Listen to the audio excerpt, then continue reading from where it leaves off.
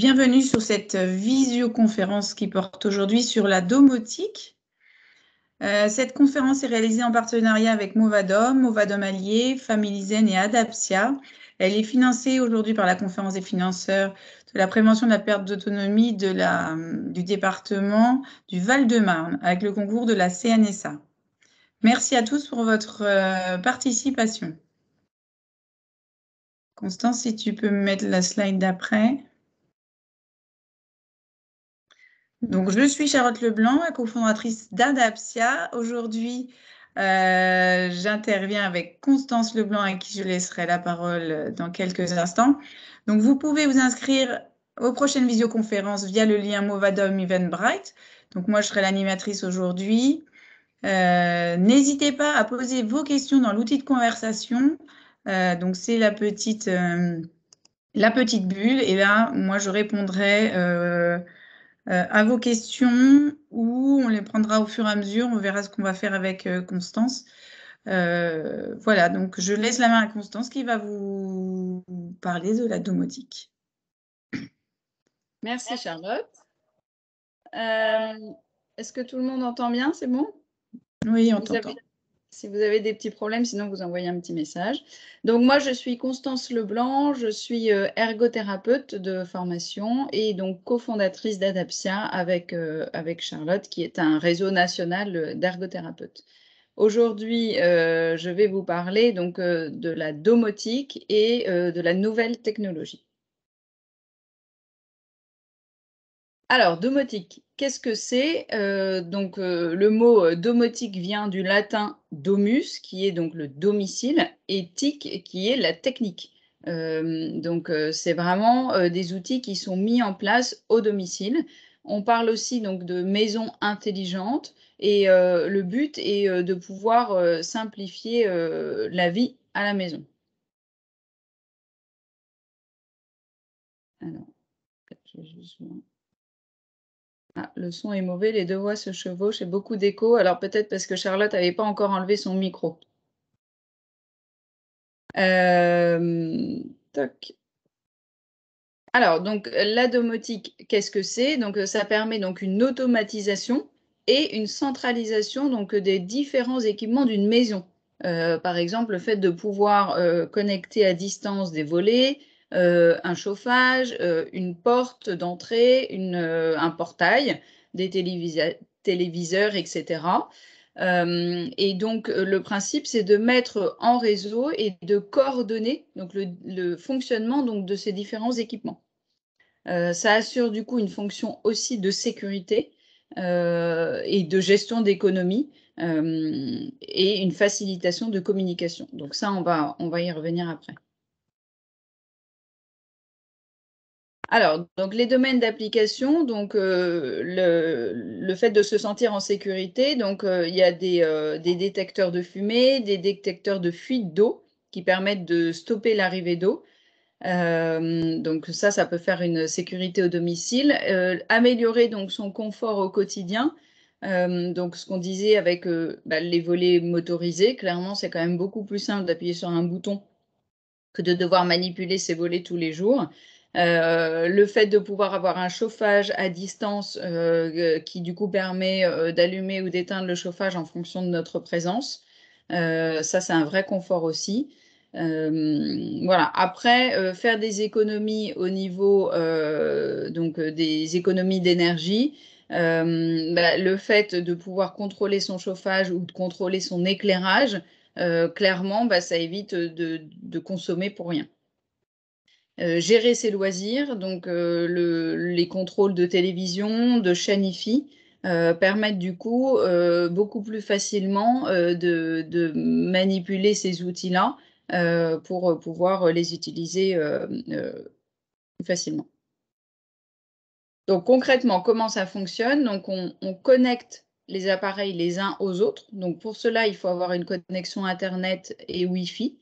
Donc les appareils sont connectés entre eux et ils sont dotés en fait de capteurs qui permettent de recevoir l'information. Donc la commande se fait soit par les smartphones avec une application, soit par donc des télécommandes qui sont fournies ou qui peuvent être des télécommandes universelles. Par exemple, on peut très bien acheter une télécommande qui permet de connecter plusieurs lampes d'un salon. Comme ça, en une seule fois, on allume soit 2 lampes, soit toutes les lampes, on peut tout éteindre et comme ça permet aussi d'éviter les manipulations. Ça peut être aussi connecté avec une tablette, avec une montre connectée, de pouvoir le faire directement depuis son poignet, ou aussi il y a des systèmes avec des commandes vocales. La commande est possible donc chez vous directement, mais aussi à distance. Par exemple, avec une application, vous pouvez très bien vous dire, bah, là, je vais allumer mon chauffage le vendredi matin, comme ça, quand je vais arriver le vendredi soir en week-end, la maison sera déjà un petit peu réchauffée et ça sera bien agréable. Alors, je vais vous montrer quelques exemples. Donc, par exemple, quand on part de la maison, le simple fait d'activer une alarme en partant, ça va passer du coup le chauffage en mode économique et ça va éteindre toutes les lampes et les appareils qui sont restés en veille. Ainsi, ça va réduire donc la consommation d'énergie pendant votre absence et ceci sans aucune action de votre part. En fait, c'est quelque chose qui est préenregistré, qui se fait automatiquement. C'est ce qu'on appelle du coup la maison intelligente.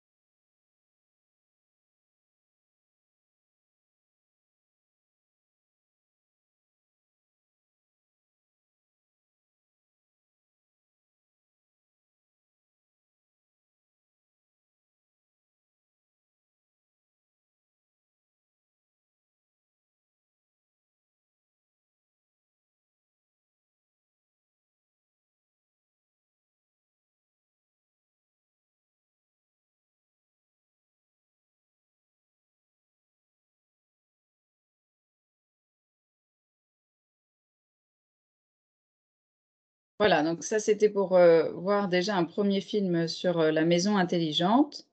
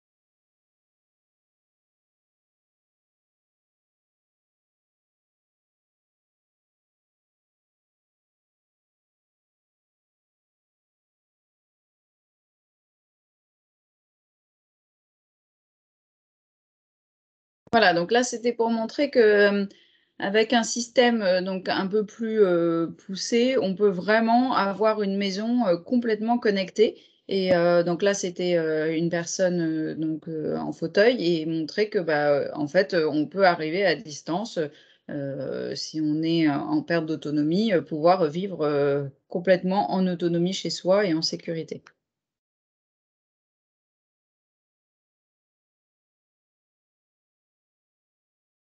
Alors, donc la domotique au service de la santé. Donc l'objectif, Bonjour Constance, je suis désolée, je je suis de dis-moi. retour. Bonjour, bonjour. Je crois que ta vidéo n'a pas fonctionné, j'ai l'impression. Est-ce que les personnes peuvent nous dire si ça a fonctionné? Mais j'ai l'impression qu'il y avait un petit message disant que ça ne fonctionnait pas. En tout cas, Moi, Charlotte arrivait à la moi, je visionner. l'ai vu, hein. Toi, tu l'as vu parce que je sais pas, moi je la voyais pas. Alors je sais pas si c'est peut-être ça qui a fait réagir Catherine qui a envoyé un petit message en disant allô. Alors je sais pas Catherine, est-ce que c'est ça? Charlotte, tu ne voyais pas le message de Catherine, c'est ça?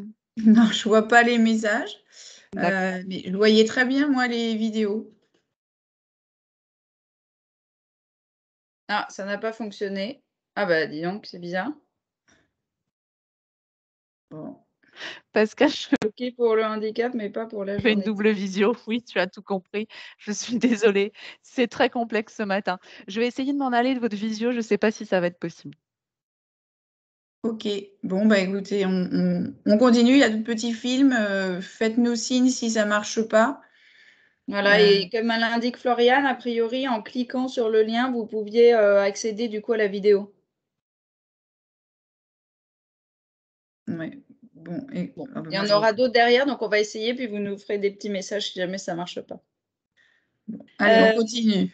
Donc au niveau santé, confort et sécurité, donc en effet l'objectif c'est quand même de pouvoir faciliter le maintien à domicile en sécurité et donc d'aider les personnes à conserver donc leur indépendance dans les gestes de la vie quotidienne.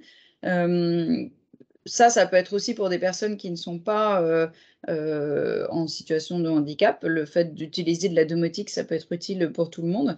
Mais c'est vrai que dans certains cas, en tout cas, ça peut aussi permettre de rassurer les proches. Alors, la liste donc des solutions qui seront présentées ci-dessous, donc ça va être tout ce qui est éclairage automatique et détection de présence, motorisation des volets, le contrôle des portes d'entrée, détection donc de fumée, de gaz et d'eau, la régularisation du chauffage et le contrôle d'environnement. Alors, au niveau, de l'éclairage et de la détection des mouvements, le réglage est possible, on peut régler l'intensité, de la lumière, le déclenchement. Est-ce que ça détecte donc les mouvements dans un périmètre de 5 mètres à 360°? Est-ce que c'est plus proche? Donc ça, c'est possible de l'adapter en fonction des besoins et aussi, le temps d'allumage, le fait que ça reste plus ou moins long.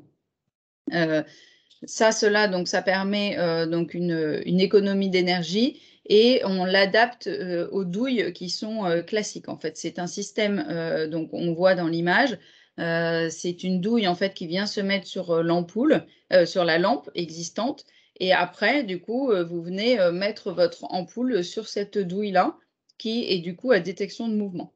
Après, il y a aussi des systèmes de veilleuses à détection de mouvement qui sont intéressants parce que ça permet du coup de connecter ça par exemple dans un couloir. Et quand la nuit, on se lève pour aller aux toilettes ou quand on arrive la journée et qu'il n'y a pas de lumière ou voilà que l'endroit est sombre, à ce moment-là, on peut du coup avoir une détection de mouvement qui permet de pouvoir d'éclairer le lieu de circulation et donc de faciliter les déplacements. Au niveau donc des chemins lumineux, donc c'est des systèmes qui viennent s'installer entre le lit, par exemple, et les WC, ou ça peut aussi s'installer dans les escaliers et donc ça permet d'avoir un éclairage automatique avec un détecteur de présence avec une portée de 3 mètres. Donc ça, c'est un système aussi qui est intéressant pour pouvoir, encore une fois, éclairer les lieux de circulation. Donc les spots de lit et donc un capteur de mouvement, donc ça a une durée d'éclairage qui est réglable entre 20 secondes et 4 minutes, puisque ça peut être juste avoir besoin en fait au moment de poser ses pieds par terre, eh ben, d'avoir une petite lumière pour pouvoir allumer éventuellement la lumière de la chambre, ou sinon ça peut être carrément d'utiliser ça le temps de se déplacer aux toilettes et de revenir après.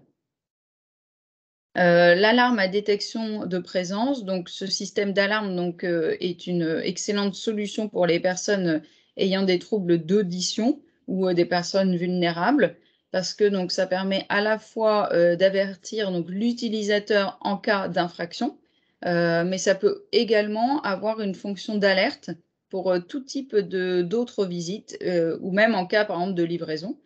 Donc à ce moment-là, l'émetteur et le détecteur donc, sont sans fil et ils peuvent être ainsi placés partout. Donc l'idéal, c'est de pouvoir être averti à n'importe quel moment où une personne va être présente.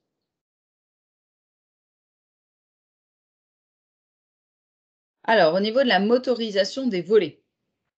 Là, on n'invente rien, des volets électriques, ça existe depuis, quand même un certain temps, sauf que, le fait que ça puisse être, connecté à distance, ça, c'est vrai que c'est plutôt dans l'innovation. Donc, c'est possible aussi pour des volets battants, donc c'est important à savoir parce que c'est vrai que pour le coup, des volets électriques, on les voit en tant que volets roulants, mais donc sur des volets battants, on peut arriver à mettre un système de motorisation de volets. Et il y a plusieurs commandes possibles. Donc, il y a des systèmes de télécommande, il y a des systèmes de boîtiers qui sont fixes et qui vont être du coup à un endroit de la maison, ou on peut aussi utiliser à travers notre smartphone avec une application. Alors, là, je vais vous montrer donc au niveau de la porte d'entrée. Donc, il y a par exemple des serrures connectées. Donc, c'est à peu près, il faut compter quand même 400 €. Mais ça permet du coup de verrouiller, déverrouiller la porte sans du tout manipuler la clé. Pour le coup, ça peut être un système vraiment très intéressant. Ce dispositif donc s'installe sur la serrure et active du coup le barillet grâce à une application mobile, à une télécommande ou à un clavier avec un code. Et donc du coup, c'est possible de donner donc des autorisations d'accès à différentes personnes, donc notamment par exemple si on a des aides-soignantes qui doivent intervenir, de leur donner accès soit de manière ponctuelle ou de manière pérenne. Et du coup, ça permet, par exemple, de donner accès en fonction des jours et des horaires, de présence. Une infirmière ou une aide-soignante ou une aide ménagère, voilà, peut avoir accès, certains jours, mais pas forcément toute la semaine. Certains modèles peuvent aussi donc commander, l'ouverture de la porte de l'immeuble, en se connectant directement à l'interphone. Alors, je vais essayer le petit film et si jamais vous voyez que ça ne marche pas de votre côté, n'hésitez pas à ce moment-là à cliquer directement, normalement sur la visio, vous avez le lien.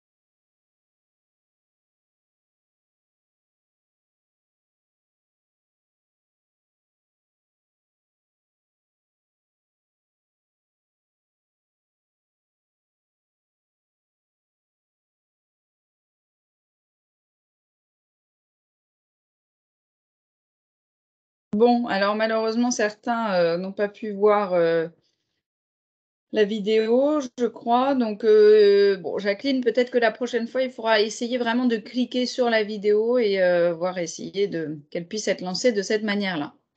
Donc là, voilà, ça c'était pour illustrer un petit peu ce que je viens de vous dire. Après, il y a aussi des visiophones connectés.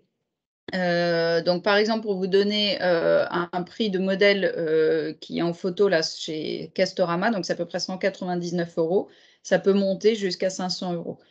L'idée, donc, c'est de pouvoir visionner qui sonne à votre entrée, donc via le moniteur intérieur, ou sinon par votre smartphone, avec du coup une image qui permet d'avoir une qualité qui est meilleure. Ça permet aussi donc de répondre aux appels vidéo directement sur votre moniteur ou à distance sur votre smartphone pour pouvoir dire que vous n'êtes pas là ou repasser plus tard ou voilà. Et enfin, ça permet d'ouvrir donc la gâche et le portail à distance, donc avec une installation filaire, avec une donc serrure électrique, on peut du coup ouvrir le portillon ou le portail. Ça permet aussi aux visiteurs donc, de laisser un message en cas d'absence, donc ce qui peut être intéressant aussi pour vérifier que la personne est bien passée. Donc ça, c'est un dispositif qui évite donc de se déplacer jusqu'à son interphone, que l'on soit chez soi ou à l'extérieur. Voilà, ça peut permettre quand même de répondre à la personne. Et si la porte est équipée d'une serrure électrique, alors c'est ainsi possible donc d'ouvrir aussi la porte à distance. Donc ce dispositif nécessite donc l'utilisation d'un smartphone ou d'une tablette avec du coup une connexion Internet via le Wi-Fi ou la 4G et donc avec une application que vous téléchargez. Hop. Alors, au niveau des portes et des portails, l'automatisation des portes. Donc, la commande par porte ou par la smartphone ou par détecteur de mouvement, avec du coup un détecteur d'ouverture sans contact. On n'est pas obligé de toucher la porte. Donc, ça permet d'avoir une alternative au bouton poussoir ou à la tirette ou une autre solution donc, de commande pour automatisme de porte. Équipé d'un radar qui réagit du coup à tout mouvement intentionnel qui est effectué vers lui. Ça permet donc une ouverture sans le contact physique avec du coup le capteur et donc de pouvoir encore une fois le faire à distance. Alors, on retente un petit film. Jacqueline, on y va, on clique Pour tous le sur film, le lien. Constance, on va essayer. Alors, je me permets, pour certains, a priori, il faut cliquer sur la vidéo, pour d'autres, il faut cliquer sur le lien. Et puis, moi, ça se lance automatiquement. Donc, je pense que ça Voilà. dépend un petit peu des En fonction, personnes. regardez. Voilà. Ouais, Moi, je vais ouais. la lancer de mon côté, puis vous n'hésitez pas, il y a un petit lien bleu, vous pouvez cliquer dessus ou sinon en cliquant directement sur la vidéo. Tout à fait. Moi, ça fonctionne en tout cas.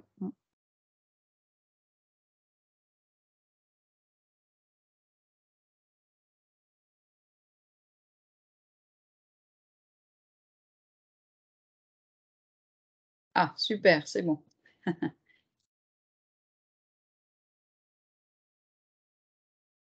Donc là, on a vu en fait que la personne avec sa télécommande avait pu ouvrir à distance la porte d'entrée.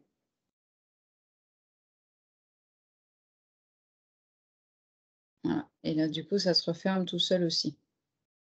Donc c'est vrai que ça peut être quand même un système très pratique.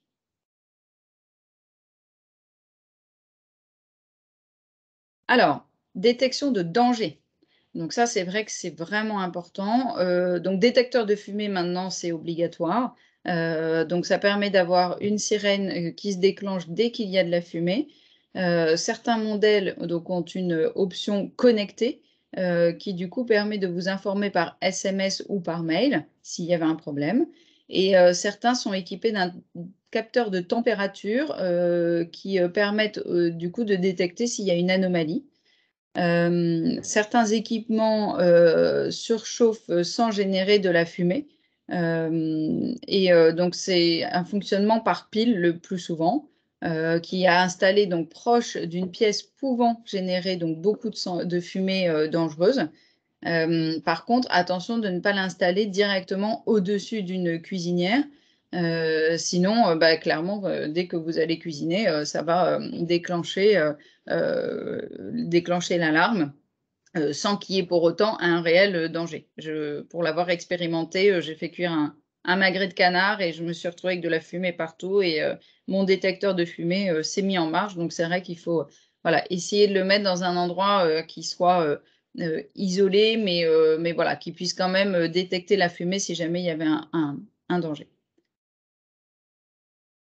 Alors, au niveau du détecteur de gaz, donc il y a des capteurs qui mesurent donc la concentration de gaz et qui détectent une concentration anormalement élevée.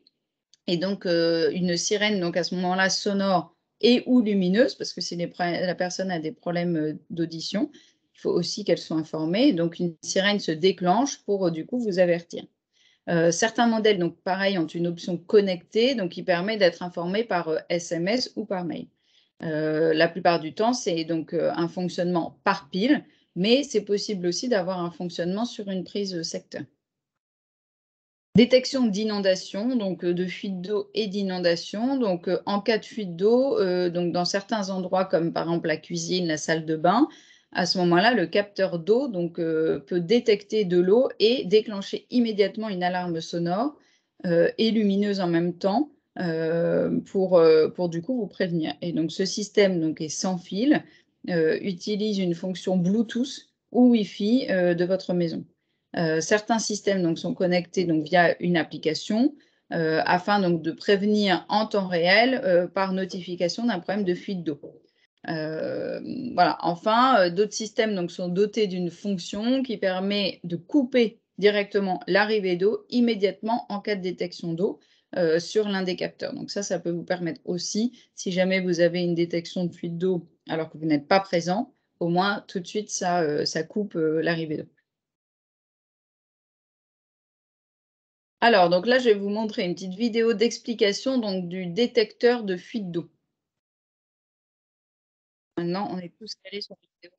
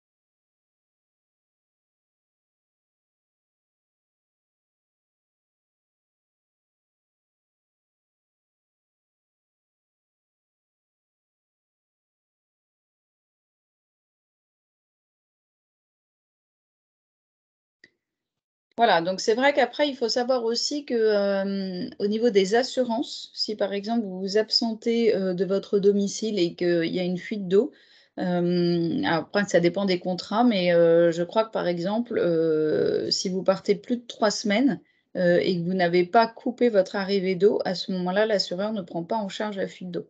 Donc voilà, c'est vrai que le fait d'avoir un système de coupure de valve, ça peut être intéressant. Alors, régulation de la température. Donc, aujourd'hui, donc, on peut installer des thermostats sans fil.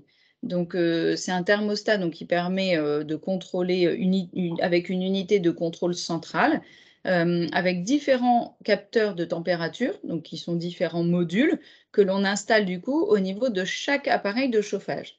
La température donc, est contrôlée au niveau de l'unité centrale qui va donner donc, un ordre de chauffe. Cette unité centrale donc, est contrôlable à distance sur le moniteur ou via une application. Différents ordres peuvent être programmés avec des plages horaires précises afin du coup que la température donc, soit toujours adaptée en fonction du moment de la journée. Donc, par exemple, la nuit, on peut se dire qu'entre 23 h et 6 h du matin, on va mettre une température à 14 degrés et que par contre, entre 6 h et 18 h, on va mettre une température à 18 degrés. Et qu'à 18 h, de 18 h à 23 h, on va mettre une température à 20 degrés. Donc, il peut y avoir plusieurs plages de températures différentes. On peut également faire des modes vacances ou absence pour du coup une mise en température à 12 degrés, par exemple, le temps de l'absence. Et dès votre retour, alors du coup, on anticipe en relançant le chauffage quelques heures avant. Et comme ça, quand vous arrivez, du coup, la pièce est bien réchauffée. Ce système donc, est compatible avec de nombreux appareils de chauffage, donc avec des chaudières à gaz, des chaudières à fioul, des poêles à bois, des pompes à chaleur, des planchers chauffants donc, hydrauliques et électriques, mais aussi des chauffages électriques et hydrauliques. Donc voilà, après, c'est vraiment à étudier en fonction de chacun, en fonction de vos dispositifs déjà mis en place. Alors, contrôle d'environnement.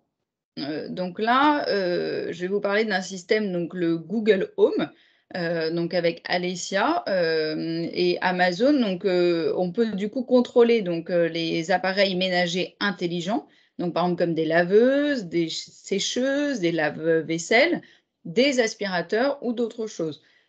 Du coup, vous pouvez utiliser donc, pour contrôler donc, des objets dans votre domicile, rien qu'à l'aide de commandes vocales. Donc le fonctionnement, donc c'est une connexion avec un réseau Wi-Fi de la maison, branché, donc il faut brancher le contrôle d'environnement donc sur une prise. Et après, on utilise son smartphone ou une tablette connectée au même réseau et on installe l'application. Après, il y a également un kit qui est fabriqué par la société Jib, qui est une société spécialisée donc, dans la domotique pour les personnes à mobilité réduite, mais qui peut être utilisé pour d'autres personnes sans aucun problème. Et donc, dans ce kit, il y a 4 ampoules connectées, il y a 2 prises connectées et un boîtier infrarouge. Donc, ça permet du coup de connecter donc, tout type de lumière, des lampes, télévision, ventilateurs, climatisateurs, des chauffages mobiles, une chaîne Wi-Fi, des appareils en domotique et infrarouge. Et donc, par exemple, on peut motoriser sa porte, on peut motoriser des volets électriques, voilà, ou différents appareils. Donc, il y a 3 modes d'usage. Il y a soit la commande directe des appareils sur l'application smartphone Jib, la commande vocale et aussi l'automatisation donc par du coup des scénarios qui sont programmés à l'avance. La commande à distance, donc lorsqu'on est hors de la maison, donc est possible donc de partager le contrôle des objets, par exemple avec un aidant ou un proche. La solution donc par abonnement, donc c'est une solution qui est par abonnement sans engagement. Donc au niveau de la compatibilité, donc tous les appareils smartphones ou les tablettes, donc les Android et les iPhones, on a une commande infrarouge, donc justement la question qu'on vient d'avoir. Qui va être compatible donc, pour du coup tous les protocoles et qui n'a pas du coup de limite de nombre d'objets. Et voilà, après, c'est compatible avec aussi la commande d'assistance, donc de commande vocale. Alors, le système infrarouge, c'est en fait un système différent de parce que j'ai donc à quoi sert la commande infrarouge? Ça permet en fait d'avoir une connexion différente que le Wi-Fi. Donc du coup, c'est une connectique qui est différente. Voilà. Comment s'écrit le nom du kit, s'il vous plaît? Donc c'est Jib, J comme Jean, I comme Irène et B comme Bertrand. Vous pouvez regarder sur Internet. Voilà, et du coup, c'est un système qui se met très facilement en place et qui est très intéressant. Alors, donc les nouvelles technologies qui sont dédiées à la santé. Donc là, nous allons donc la liste des solutions donc, que je vais vous présenter après. Donc, le téléalarme et le détecteur de chute, le bracelet d'activité et sa montre connectée, le pilulier connecté et des verres connectés. Donc, au niveau du téléalarme, ce qu'on appelle aussi le téléassistance. Donc, soit ça peut être sous forme de médaillons ou de montres qui sont directement reliés à une plateforme, du coup, qui envoie un signal d'alerte à l'aidant le plus proche. Et si jamais il n'y a pas d'aidant le plus proche, à ce moment-là, au pompier. Certains dispositifs donc, sont équipés d'un détecteur de chute qui, du coup, se déclenche directement lorsque on repère une différence de hauteur. Et à ce moment-là, ça déclenche une alerte. Donc, c'est vrai que ça, moi, j'ai quand même tendance à le conseiller. Il ne faut pas attendre d'être tombé et d'être resté des heures et des heures au sol pour se dire, tiens, je vais prendre un système de téléassistance. Le téléassistance, c'est une sécurité, c'est une prévention. C'est un peu comme on va cotiser à une mutuelle. Bah, tant qu'on n'a pas besoin de la mutuelle, on est content de ne pas y faire appel. Mais le jour où on a besoin de la mutuelle, on est bien content qu'elle soit là. Donc là, c'est pareil. C'est-à-dire que le système de téléassistance, vous l'avez en montre ou en médaillon. Moi, je le conseille plus en montre parce qu'on a moins tendance à l'enlever, alors que le médaillon, on peut avoir tendance à l'enlever quand on passe sous la douche et tout ça, alors que ce sont des systèmes complètement adaptés pour pouvoir faire saut de toilette avec. Mais au moins, le jour où vous tombez, vous pouvez tout de suite appeler de l'aide. Parce que c'est vrai qu'il y a des études qui ont quand même montré qu'il y a beaucoup de personnes âgées qui sont restées des heures et des heures au sol.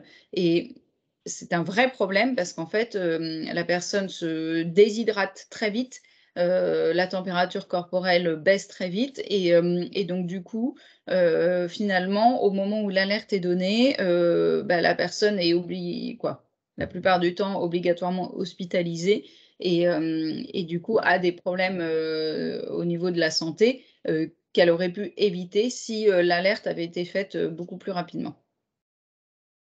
Au niveau du détecteur de chute, du coup, donc c'est pareil, un appareil qui peut être indépendant, qui permet du coup de déclencher automatiquement un appel d'urgence vers un opérateur de téléassistance en cas de chute lourde accompagnée de perte de connaissance. Donc là, ce qui est intéressant avec ce système-là, c'est que le système de téléassistance, c'est en cas où voilà, on a conscience d'avoir un problème et à ce moment-là, on appelle. Le détecteur de chute, c'est la personne chute, elle perd connaissance et donc finalement, l'alerte se déclenche toute seule. L'alerte est déclenchée lorsque donc, les 3 étapes suivantes se succèdent. Donc d'abord, le bracelet détecte une activité donc, physiologique, révélant donc, que l'utilisateur est en mouvement. Okay. Ensuite, donc, il enregistre une accélération qui est accompagnée d'un choc qui, du coup, traduit la chute. Et ensuite, celui-ci n'enregistre ensuite plus aucune activité. À ce moment-là, c'est un signe que la personne âgée est inconsciente. Et donc, suite à une absence de mouvement donc de 20 secondes, donc un déclenchement d'appel de secours est automatiquement lancé vers le centre de téléassistance. L'appel de secours donc, est déclenché uniquement si ces 3 étapes se succèdent. Par exemple, donc, si les chutes occasionnées en essayant par exemple de se relever d'un lit ou d'un fauteuil donc, ne sont pas considérées, puisque l'étape 1 n'a pas été révélée par le dispositif, c'est-à-dire qu'il n'y a pas eu la notion de mouvement avant. Autre cas de figure, donc lorsque par exemple il y a une chute qu'on appelle molle, c'est-à-dire que la personne va tomber mais en douceur entre guillemets suite à un malaise passager, durant laquelle donc l'utilisateur donc tente par exemple d'atteindre le sol en s'appuyant sur un mur, ça ne sera pas identifié comme tel parce qu'il manque l'étape 2. Et de même, donc une chute qui est accompagnée d'un mouvement au sol en essayant de se relever à la suite d'un tremblement n'est pas prise en compte parce qu'il n'y a pas l'étape 3. Voilà, donc dans tous ces cas, l'utilisateur devra lui-même appuyer sur le bouton SOS du détecteur de chute pour pouvoir recevoir de l'aide.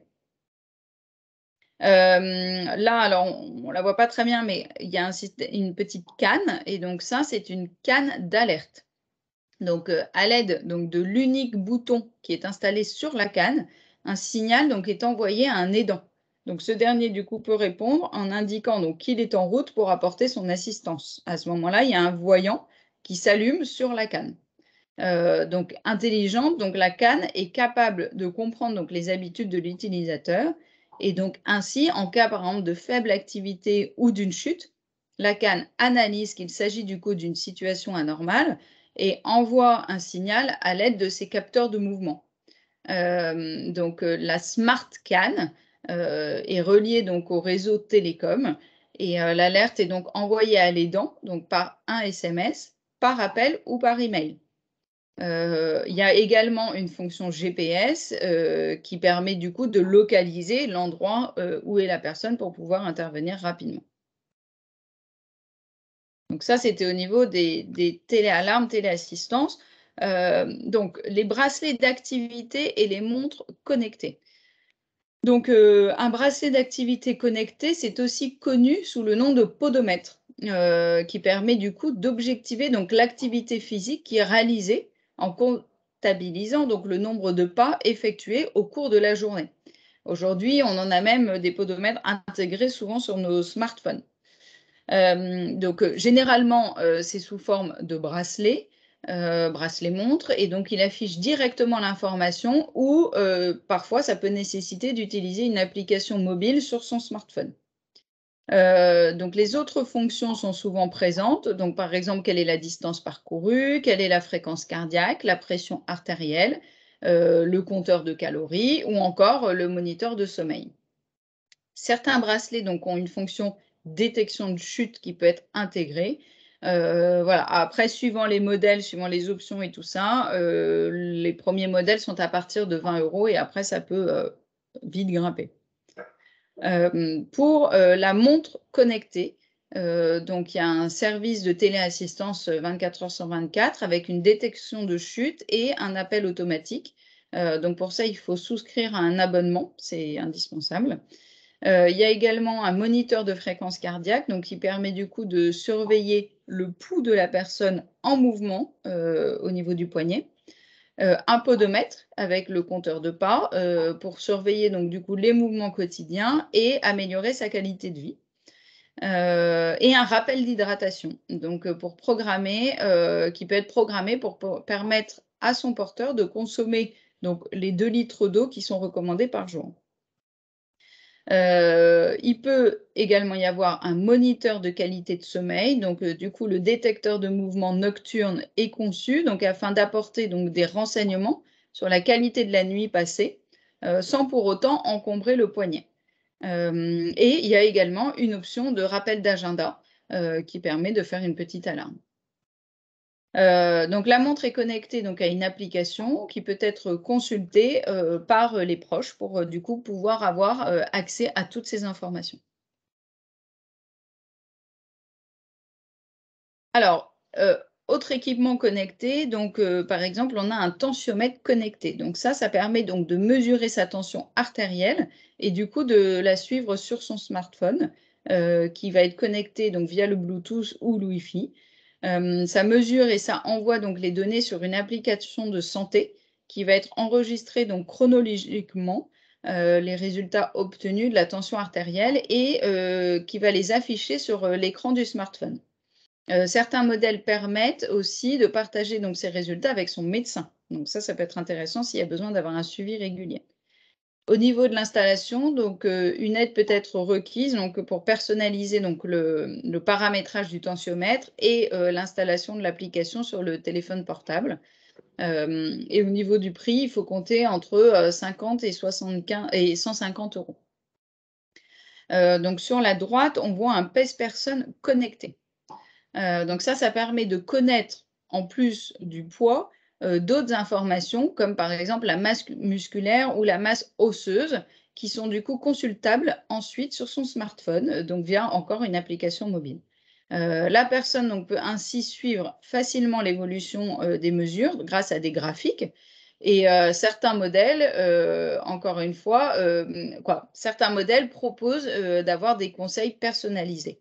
La balance connectée donc, est également un intérêt en cas de problème cardiovasculaire, donc pour avoir un suivi d'un éventuel surpoids.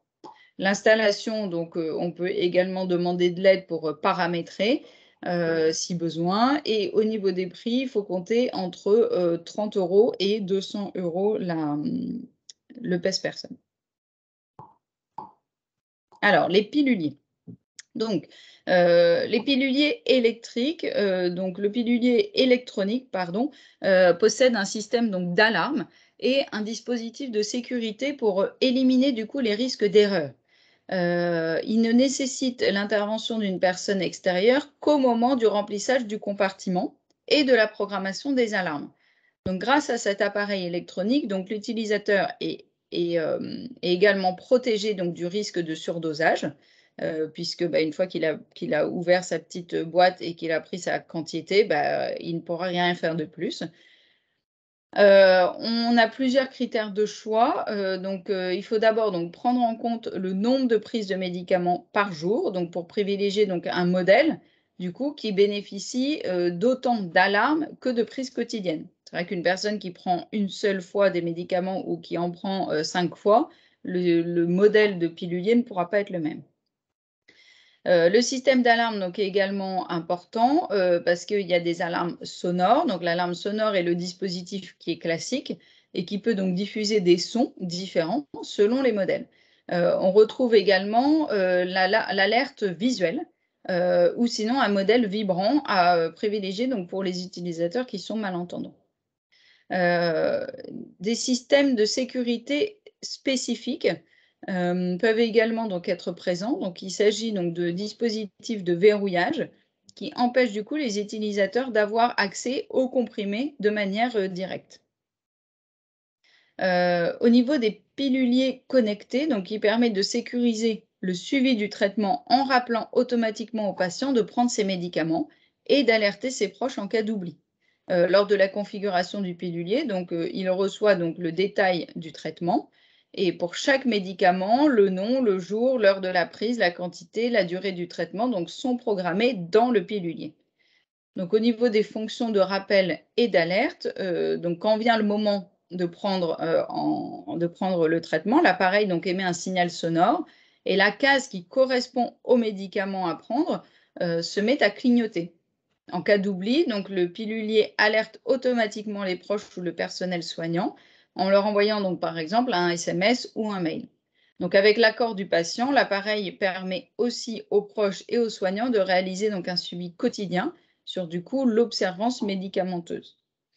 Chaque jour, donc, ils pourront savoir si vous avez bien pris vos médicaments, quels médicaments vous avez avalés et à quelle heure vous les avez prises. En général, donc, un pilulier offre une autonomie de 7 jours, donc il suffit du coup de brancher l'appareil sur une prise du secteur pour le recharger. Pas besoin donc d'avoir de connexion Internet chez soi pour l'utiliser. Donc ça, c'est vrai qu'en cas de personnes qui peuvent avoir des difficultés pour gérer ces médicaments, ça peut être du coup des aides techniques qui peuvent être vraiment intéressantes. Encore une fois, il faut vraiment l'adapter à la personne et en fonction de ses besoins. Pardon. Il y avait un petit film.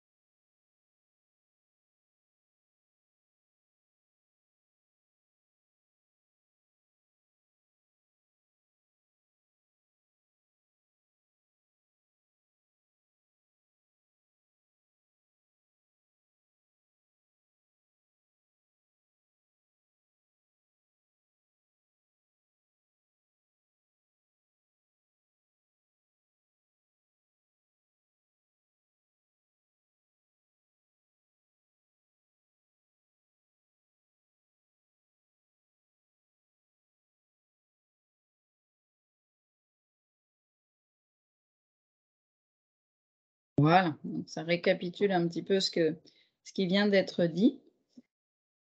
Alors, les verres connectés. Donc ça, c'est un système qui commence à être connu, qui fonctionne donc exactement comme un verre normal, à la différence qu'il permet d'obtenir un suivi et une traçabilité donc des prises hydriques. Donc le suivi est fait par une connexion donc via Bluetooth à une plateforme de suivi. Donc le fonctionnement du verre, donc en fait, ça s'utilise comme un verre normal, la personne boit normalement. Ça s'illumine pour rappeler aux bénéficiaires donc lorsqu'il faut boire. Ça peut être lavé en machine à laver sans aucun problème. Ça ne comptabilise que l'eau qui a été réellement bue et non pas celle qui a été versée. Et la technologie, du coup, permet de faire la différence entre les gestes qui correspondent au fait de boire de l'eau ou d'autres boissons et ceux qui traduisent un verre qui est renversé ou qui est jeté. Le fonctionnement donc, de la plateforme raccordée, donc, ça assure donc, la traçabilité des prises hydriques, ça permet donc de fixer un objectif hydrique personnalisé à la personne, d'alerter en cas d'hydratation qui est insuffisante, et s'interface donc avec certains logiciels de soins pour du coup être complémentaires, notamment par exemple à l'attention ou autre qu'on a vu précédemment. Alors, l'accessibilité sur les smartphones. Donc, que ce soit sous l'iOS, donc Apple, ou sous Android, donc avec Google, il est possible donc, de paramétrer des réglages de son smartphone pour pouvoir le rendre plus accessible. Donc, pour ça, il faut aller dans Paramètres et en fait, vous allez voir, il va y avoir marqué Accessibilité. Et ça permet de grossir son écran, de grossir ses images, de mettre un fond qui est plus ou moins lumineux si on peut avoir des troubles visuels. Ça permet aussi de faire par exemple en mode vocal si jamais voilà, on a des difficultés à ce moment visuel, on peut du coup avoir le mode vocal. Voilà, donc aujourd'hui vraiment la nouvelle technologie permet d'avoir une accessibilité adaptée à chacun. Donc, par exemple, sur Play Store, donc ce qui est Android, on peut avoir donc un lecteur d'écran, on peut avoir des sous-titres instantanés lorsqu'on regarde des vidéos, un système de commande vocale, on peut améliorer la visibilité donc avec des zooms, des loupes, des contrastes, des polices plus grandes, des tailles différentes, améliorer l'audition et on peut paramétrer aussi la sensibilité du toucher, faire une seule touche, faire un système de glissement, voilà, on peut adapter en fonction de chacun. Sur l'Apple Store, donc par exemple l'iPhone, on a donc des lecteurs d'écran, on a une reconnaissance visuelle et tactile, des commandes vocales, une amélioration donc pareil de la visibilité, une amélioration de l'audition et on peut paramétrer aussi les toucher. Donc sensiblement, on a les mêmes fonctions sur les différents appareils. Donc voilà, c'était assez dense comme présentation, mais bah, je vous remercie en tout cas d'être resté jusqu'au bout. Si vous avez des questions, n'hésitez pas et puis je vais repasser la main à Charlotte. Oui, merci Constance. Donc vous pouvez cliquer directement là sur le questionnaire de satisfaction. Voilà, normalement, vous avez accès, vous cliquez ici, ça va vous ouvrir une fenêtre, et puis comme ça, vous nous dites ce que vous en avez pensé. Alors effectivement, il y a le petit souci des films, il faut qu'on règle ça, mais sur le reste, voilà, donnez-nous votre avis, s'il vous plaît. Alors, pendant ce temps-là, je profite pour répondre à Kirby Fichet qui me pose une petite question sur les aides financières. Donc, alors, c'est l'éternel problème des aides financières, c'est que tout dépend un petit peu les situations dans lesquelles vous êtes. C'est-à-dire que si la personne est une personne âgée, à ce moment-là, elle peut avoir éventuellement une aide avec l'APA, donc l'allocation personnalisée d'autonomie. Si la personne est en situation de handicap, elle peut éventuellement avoir des aides financières par la MDPH, donc la Maison départementale des personnes handicapées. pour vraiment avoir des systèmes de domotique qui sont, j'allais dire, des gros systèmes, quoi. Vraiment, quand on voit les systèmes, quand on a vu la petite vidéo avec les volets, le portail, toute la porte d'entrée et tout ça, voilà, ça, à ce moment-là, c'est des installations onéreuses. Après, pour le reste, vous pouvez éventuellement voir auprès de vos mutuelles ou des caisses de retraite pour voir s'il y a des participations financières pour l'achat d'aides techniques. Je sais que par exemple pour tout ce qui est pour tout ce qui est téléassistance, vous pouvez avoir auprès de la mairie, il peut y avoir des aides financières puisque les mairies en fait souvent ont des partenariats avec des structures et donc en fait en fonction des revenus vous allez payer plus ou moins l'abonnement mensuel. Donc à ce moment-là, renseignez-vous auprès de votre mairie du service social pour savoir les aides possibles. Ok. Est-ce que tu peux passer la slide suivante? C'est le slide sur le livre de Movadom. Donc, n'hésitez pas à le télécharger et à écouter le livre. C'est très, très intéressant. Il y a du contenu vraiment très instructif. Tu peux passer à la slide suivante. Merci. Donc, la semaine... Non, demain. Demain, donc un nouveau thème de demain sur la déprime ou la dépression. Vous pouvez vous inscrire en cliquant. Là, pareil, vous pouvez cliquer sur le lien indirectement. Toujours le même lien, hein, celui par lequel vous vous êtes inscrit là. Et puis maintenant, voilà, si vous avez plus si vous avez d'autres questions, besoin de plus de renseignements, vous n'hésitez pas à contacter Constance. Merci à tous pour votre écoute. Merci aujourd'hui à nos financeurs, le département du Val-de-Marne, avec la conférence des financeurs du Val-de-Marne et la CNSA.